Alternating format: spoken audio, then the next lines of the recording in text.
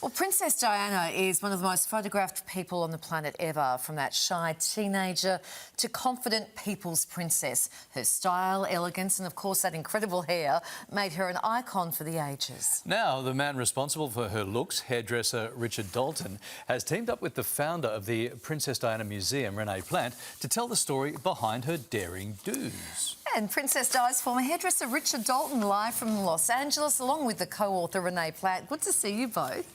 Thank you for having us. Thanks for joining us. Richard, how did you get the gig? And did it involve you doing her hair every day or just the day she had her function? Well, she had functions, I think, probably every day towards the end of, after 10 years. But I met her when she was 17. I managed a hair salon in Bond Street in London, and her sisters were clients of mine. So on her vacation, she would come and have a haircut for the summer or whatever. And I suppose the rest is history.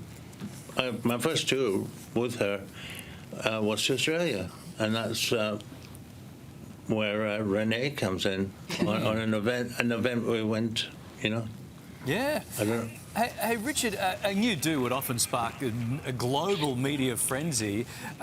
Which hairstyle for you, in your opinion, sparked the most controversy, made the most noise? Well, I think, like any woman, they want to exchange, grow their hair, have different styles. And Diana wanted to grow her hair. She'd never grown her hair. So we grew it and thought, well, let's do a style. And we chose the opening of Parliament, which, where else do you wear your hair up with a tiara and a white dress at 1 o'clock in the afternoon? So it seemed to be right. It seemed to be right at the time, but the press went absolutely like, we should go to the supermarket and our hair up. So that was it. Renae, let's bring you in here. You met the princess twice when you were growing up. What were your early impressions of her? Yeah, I was fortunate enough. I was one of those kids that got dragged out on, the field trips to meet royalty back in 1983. And that's actually where she dropped this tiny little clay platypus in the dirt. And I picked it up and I tried to return it to them, to her getting in the car. And the policeman shut my hand and he said, she must have dropped it to give it to you. And it literally changed my life. That photo there is where I met her the second time in Sydney. And she just had this ability to make you feel so connected to her. With the touch of her hand, the look of her eyes were just so piercing. She just had that special gift, and I think that's what radiated all around the world for everybody that got to meet her.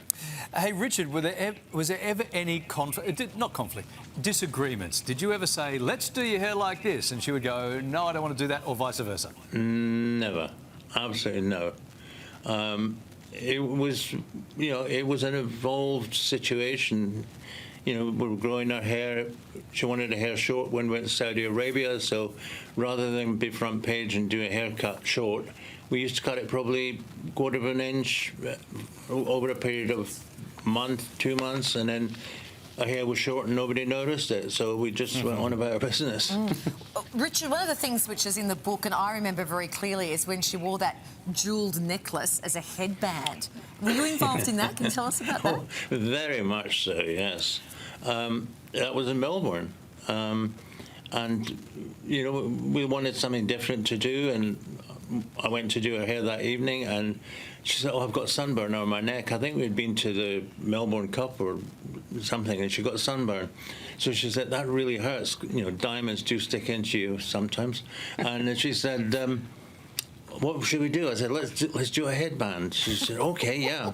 So I got some knicker elastic from her lady in waiting and tied it up on the end and, wrapped it round, and that was it. But I also did the same with the other Spencer tiara, not the Spencer tiara, sorry, the Cambridge tiara, because you'll see pictures in Australia when she's going, oh, my hair.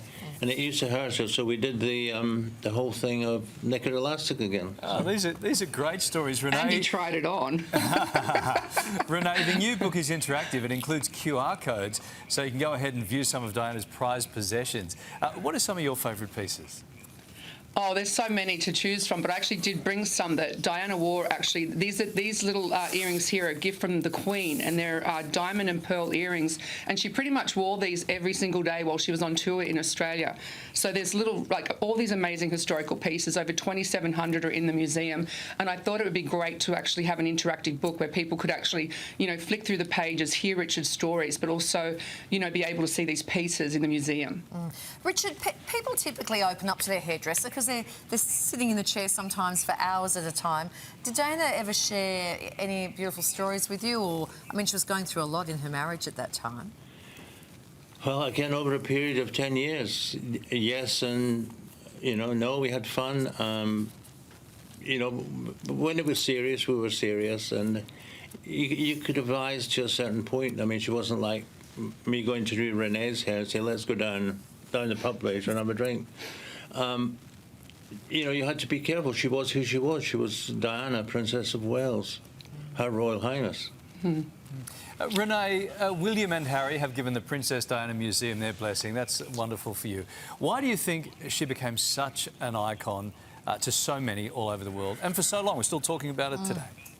Yeah, I would not have done what I did, embark on that journey at all without their blessing. So I did ask them before I started, about the foundation, and they said, we give you our blessing, and I went with it and haven't stopped. But she was a style icon, but she was more than that. She was like a humanitarian that she changed, she gave hope, she was resilient, she just had compassion. And it was like, to preserve her life and legacy, I feel is like, I want to help the future generations understand exactly what she was like when she was alive.